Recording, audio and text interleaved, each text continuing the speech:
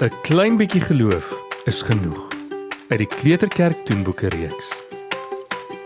Hallo maats. Die disippels wou 'n sterker geloof hê. Maar Jesus het vir hulle gesê, weet julle hoef nie baie geloof te hê om groot dinge vir my te kan doen nie. 'n Klein bietjie geloof is meer as genoeg. Gebruik dit net. Jesus sê vandag nog vir ons, 'n klein bietjie geloof kan 'n groot verskil maak. Ons moet ook soek na dinge wat ons meer van Jesus sal leer.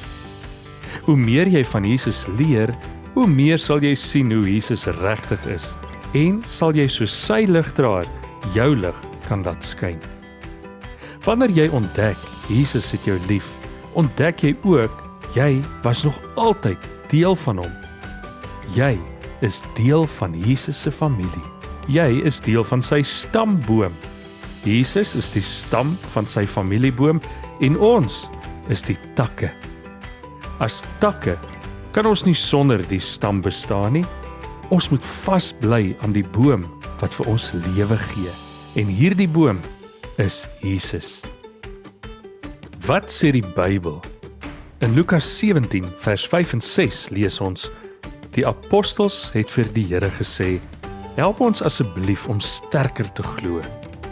Toe het die Here gesê, as julle 'n bietjie geloof het, so klein soos 'n mosterdsaadjie, dan sal julle vir hierdie moerbeiboom kan sê, trek jouself uit die grond uit en plant jouself in die see. Dan sal die boom doen wat julle sê.